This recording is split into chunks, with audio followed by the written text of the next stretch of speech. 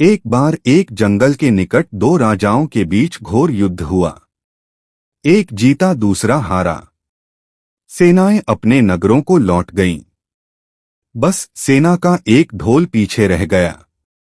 उस ढोल को बजाकर सेना के साथ गए भाट व चारण रात को वीरता की कहानियां सुनाते थे। युद्ध के बाद एक दिन आंधी आई।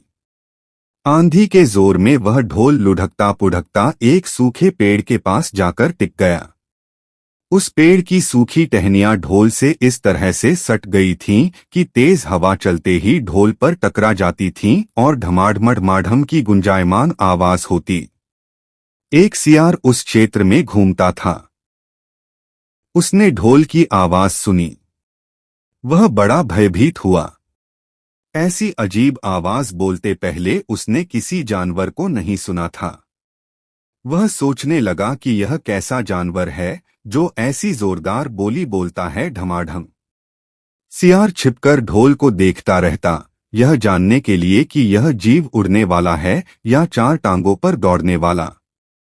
एक दिन सियार झाड़ी के पीछे छुपकर ढोल पर नजर रखे था। तभी पेड़ से नीचे उतरती हुई एक गिलहरी कूदकर ढोल पर उतरी। हल्की सी ढम की आवाज भी हुई। गिलहरी ढोल पर बैठी दाना कुतरती रही। सियार बड़बड़ाया, ओह, तो यह कोई हिंसक जीव नहीं है। मुझे भी डरना नहीं चाहिए। सियार फूंक फूंक कर कदम रखता ढोल के निकट गया। उसे सूंघा। ढोल का उसे न कहीं सिर नजर आया और न पैर। तभी हवा के झोंके से टहनियां ढोल से टकराईं। ढम की आवाज हुई और सियार उछलकर पीछे जा गिरा। अब समझ आया। सियार उठने की कोशिश करता हुआ बोला, यह तो बाहर का खोल है। जीव इस खोल के अंदर है। आवाज बता रही है कि जो कोई जीव इस खोल के भीतर रहता है वह मोटा ताजा होना चाहिए, चर्बी से भरा शरीर। तभी ये ढमढम की जोरदार बोली बोलता है। अपनी मांद में घुसते ही सियार बोला, ओ सियारी, दावत खाने के लिए तैयार हो जा। एक मोटे ताजे शिकार का पता लगाकर आया हूं। सियारी पूछने लगी, तुम उसे मारकर क्यों नहीं लाए? सियार ने उसे झिड़की दी, क्योंकि मैं तेरी तरह मूर्ख नहीं हूं।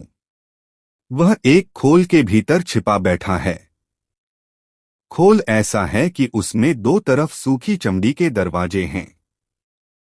मैं एक तरफ से हाथ डाल उसे पकड़ने की कोशिश करता तो वह दूसरे दरवाजे से न भाग जाता। चांद निकलने पर दोनों ढोल की ओर गए।